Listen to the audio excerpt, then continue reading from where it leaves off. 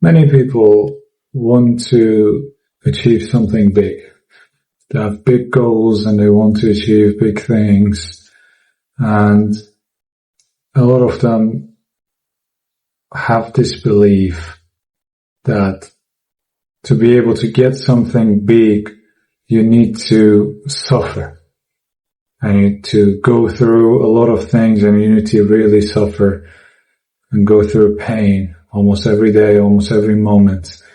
Sacrifice happiness, sacrifice peace and comfort to be able to get to the place they want to get, or the thing that they want to have. They have they share this common belief that you have to suffer, basically. And it makes sense. It makes a lot of sense. I myself am someone like that, but I've recently have come across people like Tony Robbins talking about these kind of stuff. I actually saw an interview of Tony Robbins and what was the other guy? He's really famous. I cannot believe I forgot his name. He was talking with Alex Hormozi, right? Well, Alex was talking to him. I guess the interview was the other way around. But it's a nice interview. I recommend it to watch it. It's really nice. I liked it. I took many things from it. And I'm gonna want to talk to you about these things that I learned from Tony Robbins, the things that he was explaining basically, which is the idea that Alex as well was sharing, the thing I just mentioned to you, which we usually tend to put success and, well, to journey and the path to success, we really tend to make it the same thing as suffering. And in a way, if we are not suffering, that means we're not getting to the place that we want to get. Something like that. I don't know how to explain. I don't know if you can understand to me. I don't know if I can explain it to you in a way that you can get it. But, yeah. And even if you're not like, crazy over something big, this can be true to you as well. You don't have to be crazy over something big. You can just, have some things that you have. I'm not sharing those things, so if I'm talking to you about them, I cannot really relate. I'm sorry, but, I know that you don't have to want to go and have something big to be able to suffer. I know some people that they don't have big goals and they just want to live their life with peace and they just want to achieve some stability in their lives, but they can't help themselves with just saying that, yeah, good things need to be able to get to good things, you need to suffer. They cannot get out this idea out of their heads. They're just thinking about this all the time. I actually met some people like that. But right now I want to talk to you about this and tell you that this is simply not true. And that was something that I've heard myself long ago, and Tony Robbins mentioned as well again in this specific podcast that I told you about, that basically pain is inevitable and suffering is an option. That's a brilliant saying. I love this saying. I also heard something like that. I heard Jordan Peterson talk about this, and I also read about it, a book from Mark Manson, if I'm not wrong. Everything is fucked. And the book about hope. And he was talking about this. Both Jordan Peterson talked about this as well. And in the book, I read the same thing, that pain basically is a fundamental reality. And the way Jordan Peterson was describing it, it was a way like this, that pain is is a fundamental reality. Why is it the most real thing? Why is it like that? Because try arguing it out. You can't. You cannot say it doesn't exist. It exists everywhere. And in every stage of every person's life, pain exists.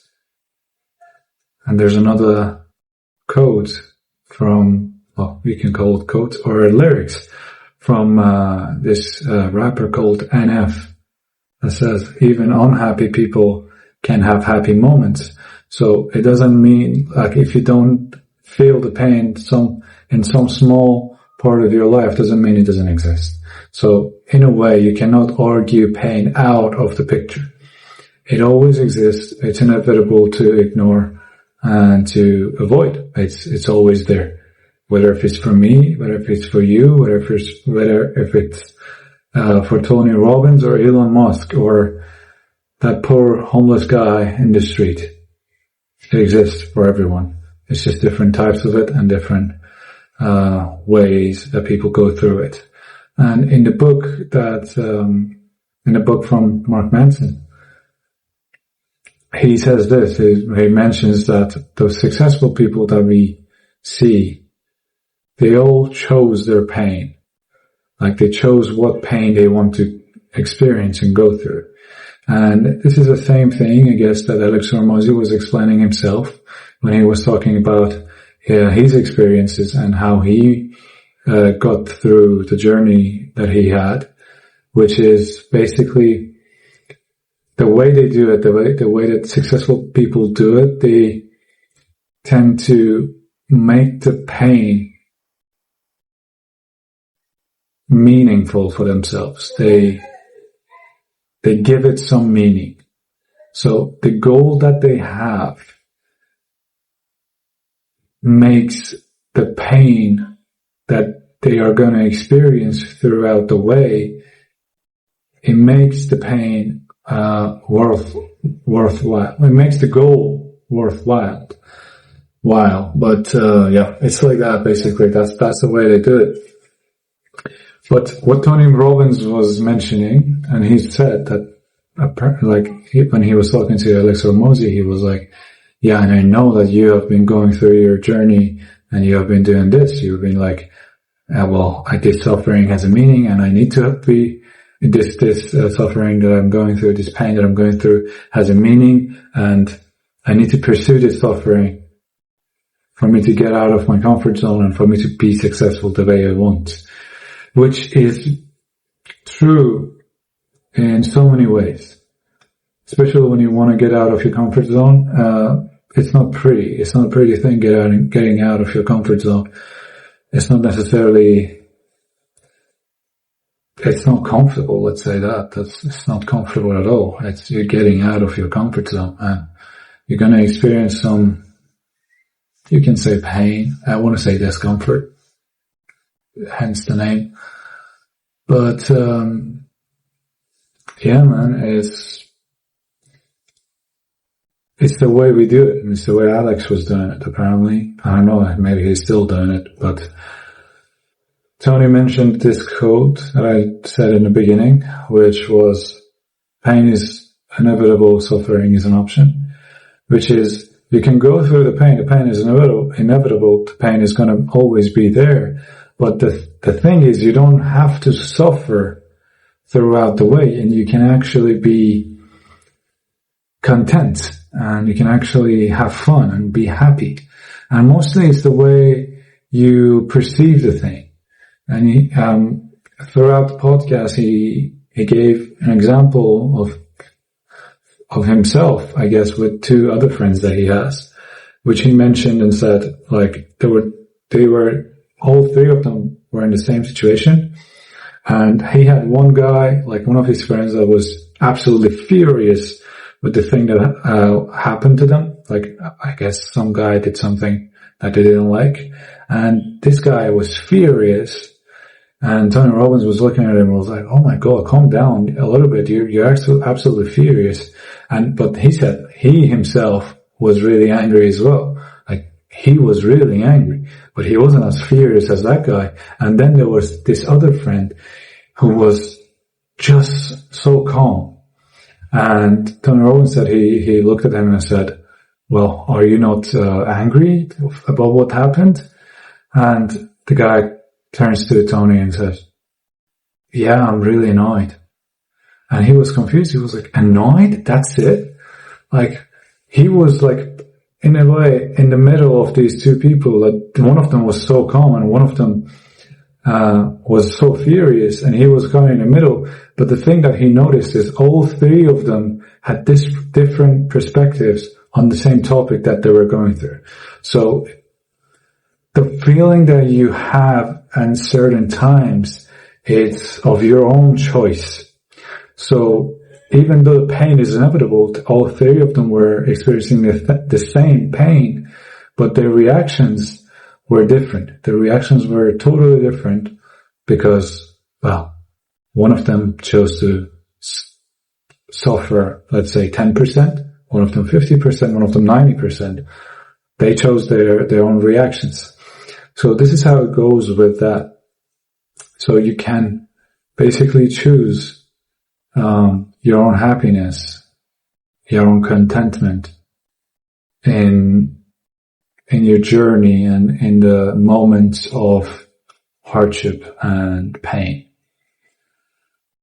And I want to talk to you about some of the things. Well, it's mostly perspective, but I wanted to give you some more things in the same video, which basically is it's mostly related with why we like keep pursuing that suffering, even though it happens to me all the time. I don't know if it happens to you, but after I go through that suffering, after I suffer a lot about something that is going on in my life, after I get through it, and after I basically I'm done with that thing, and I've succeeded, or, well, I want to say or failed, but that rarely happens, because I believe you survive 100% of the things that has happened to you. If not, then you wouldn't be watching this, you'd be dead.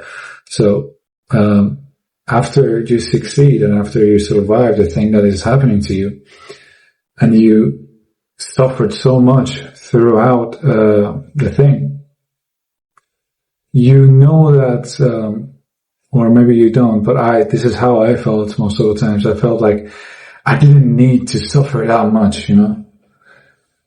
I don't know if you can relate, but so many times I look back and I'm like, man, I was worried so much with something that I ended up controlling, and I knew I can't control it, but I just let myself suffer through it because I believed, and I just wanted to get back to the suffering. Because that's the thing, when you start to do that, when you start to suffer, and when you start to basically make suffering a product of the result that you want to have, which is like your goal needs to have suffering. When you make that relation a certain thing for yourself, you keep going back at it. You become comfortable feeling the suffering, feeling the frustration, feeling the anxiousness, and all the things that you're feeling. So you just go back to it. It's like, in a way, it's a comfort zone because it's comfortable for you now, because you have dealt with it so many times, and that's how you have dealt with the problems that you had and the pain you had. So it makes total sense for you to continue doing that. So for that reason, it's comfortable, and you keep going back at it. You can look at it as a friend that you can have. For example, it becomes like a friend. If you look at it like a friend, it's a kind of friend that, I'm exaggerating, but it's a kind of friend that beats you up every time you see it. They beat you up all the time. And they're like, oh my God, I feel bad. And they beat you up. But because it's your friend, it's really not. But because you think it's your friend, you keep going back at it. And you're like, oh my God, man, this guy's gonna beat me up. I have to go to him. You know, you don't want to disappoint it, because it's in a way, it has become a big part of your identity. And it's hard for us to, change our identities. It's really difficult, because it's like the patterns that you create. That's basically what identity is. Identity is the patterns that you make, which tells your nervous system is saying, under pressure, he would do this predictable behaviors. That's your identity. That's the pattern that your nervous system gives you. So it's comfortable, and it's a pattern, and it's really difficult to get out of. But that's how it is. But you can choose to not have that. You can choose to change that. But first of all, you should admit that you have it in the first place. If you don't, then it wouldn't work. And if our identity is really strong, no matter how many signs I give you, no matter how many perfect logical solutions I give you, you're not gonna listen to me. And that's gonna even, in most cases, that's even gonna make you believe more in the wrong belief that you have. That's basically the sacred rule of your nervous system, is do not change the story, do not change the identity. So you would really try to keep hold of it. But I'm going to tell you anyway. Maybe someone watches this and decides that they don't have to suffer. They don't have to go through this. So one other thing that I learned from Tony Robbins, that he was saying, I feel it's a great tool for you to be able to find the good feelings that you want to have and work on them. Which is, for example, he was talking to Theo and he told him, what are five emotions that you felt last week, negative ones? Tell me about. And it was he started saying them, right? And it was and he talked to him for a bit, and then he was okay, now give me 5 positive emotions that you felt last week. And then he gave 5 again. And then he was okay, see, when you're talking about those emotions, you feel them again. That when Theo was mentioning those emotions, whether negative or positive, he was feeling them again. He was going through them again. And that's a thing to notice. And the second thing was, after he was done, giving him these examples, and asking him to give his emotions that they had last week, he was what is 1 or 2 emotions, good emotions, positive emotions, that if you had them more in your life, of those 2 or 1 emotion, it would get rid of all of the negative emotions that you have. And that's a really, really powerful thing to think about. And the interesting thing about the conversation that they had was, Theo said love. Theo said, if I had love, if love was one of the powerful emotions in my life, if it was one of the most powerful emotions in my life, it would get rid of most, if not all, of the negative emotions that he's been having. And the interesting part about this is, when I told you about how Jordan Peterson was talking about this thing about pain being the fundamental reality, he mentions that, pain is the real thing, and because you cannot argue it out. But it's one of the rules of Newton. Is it how you say it in English? I don't know. One of the laws of Newton, which is, for every force has an equal and opposite, force. I'm not good at physics, you can tell. And, because of that, like what's most real? What's more real than pain? And he says love. The same thing that Theo mentioned, that he wanted in his life, that he thought he would get rid of most of the bad feelings that he has in his life. Same thing Jordan Peterson says, it's more real than pain. It's a thing that can go against it in a way and just take it away. But not really take it away, you know what I mean? Just, it's like a remedy for your broken heart. But, yeah, I guess I will just leave it here. And maybe I'll talk more about this, in another video. But yeah, I learned so many things about these things. But if you want me to explain to you, maybe and share with you my knowledge on how you can actually be more happy and like use these techniques that you can have to be more content, because happiness is temporary. I think contentment is something that you should have. I don't personally, I told you I'm like all these other people. I personally don't believe that you should be happy all the time and you should pursue happiness. I don't believe you should pursue happiness. This is not the thing that you should pursue, but it's necessary in your life. It really helps you with everything else in your life. Because the more you have these positive feelings and positive emotions and positive thoughts, it would help you to achieve almost everything that you want. It would keep you motivated. It would keep you going. When there's obstacles that you think you can overtake.